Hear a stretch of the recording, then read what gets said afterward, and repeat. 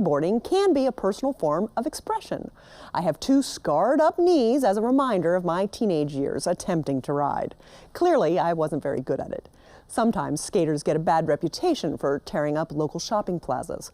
Carolina Impact's Jason Terzes introduces us to one lifelong skateboarder who's doing all he can to give back to the community and give skateboarding a good name.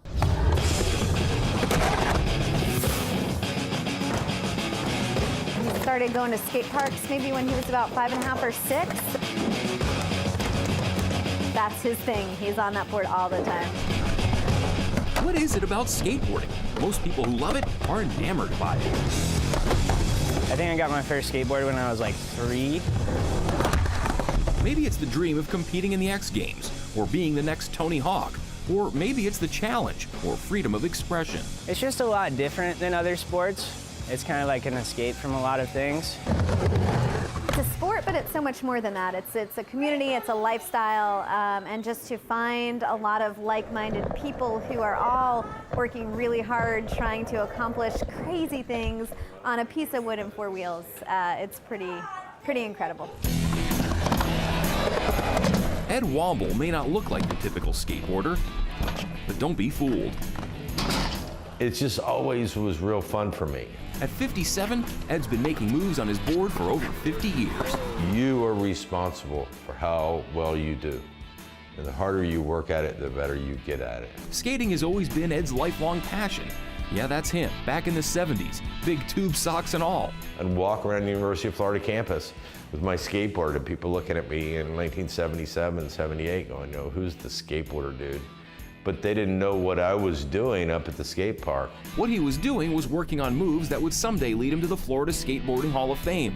In his day, there was no internet, no X Games, no way to share what he was doing. We were doing it for the pure fun and sport of doing it. But these days, Ed has a major concern. The sport he's spent a lifetime loving has gotten a bad rep. Skateboarding has an image problem. There's no doubt about it. Many public places don't allow skateboarding, and most cities have few, if any, skate parks. And with most new boards costing $100 or more, it's something most kids simply can't afford. So Ed is trying to change that, one skateboard at a time. The payback is, given to the kids. Thanksgiving weekend, 2006, Tampa, Florida. Ed and some friends were at a local skate park. It was right next to some housing and urban development. So there's always kids playing around and they always want to ride our skateboards. The guys had an idea.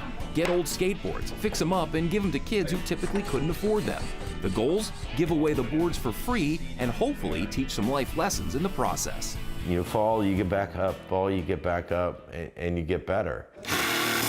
And just like that, Boards for Bros was born. Over the next month, the guys refurbished 45 skateboards and gave them to kids in underserved areas at Christmas time. Ed even wore a Santa suit during the giveaway. We got in the van to drive away and looked at each other and said, wait, well, we got to do this again. When Ed left Florida 4 years ago and came to North Carolina, he brought with him the Boards for Bros concept. With donation boxes set up at skate shops all around Charlotte, including the one here at Black Sheep and Plaza Midwood, Ed collects used decks. Then, through donations and his own money, he supplies the wheels and other parts. A few times a year, volunteers get together in Ed's garage for build parties, where the refurbished boards are all put together. It's a process that takes most of an afternoon. Now, it may not be the state-of-the-art equipment, but it's all brand new. But if building them is the hard part, giving them away, well, that's the fun part. You want that one? For these kids in the Delahaye Courts neighborhood in Noda, having strangers show up to give away free skateboards is about as cool as it gets. I like to ride skateboards and I like to go on big hills. I think it's very generous because most of these kids don't have nothing. And it's special for them.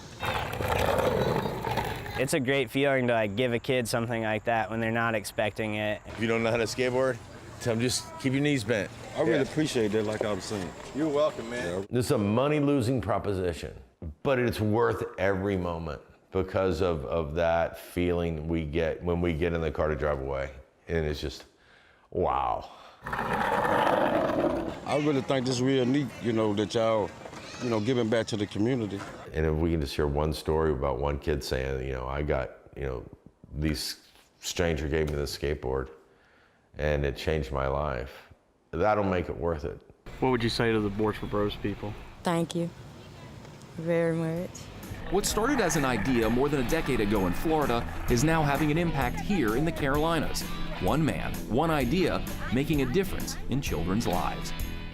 Jason Terzis joins me now in the studio. And Jason, it sure seemed like you enjoyed working on that story. Why? It was fun. You know, when you work with someone who you know has a passion for what they're doing, it's hard not to feed off of that. So when you have a 57-year-old guy who's been skating since he was 6 years old, I mean, he's literally over a half a century of skating, and to feel Ed's passion and the way that he feels about it, and the way that he feels about trying to give to the next generation, it really is something special, and that's what makes stories like this fun.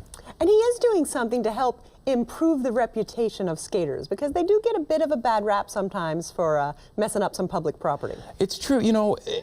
And this story actually gave me the opportunity to kind of put myself in their shoes. You know, you go around to different shopping plazas or whatever, and, you know, people might see the skateboarders around and, you know, trying to get up on the bars or, you know, going down steps, and maybe some people look at it and say it's a nuisance.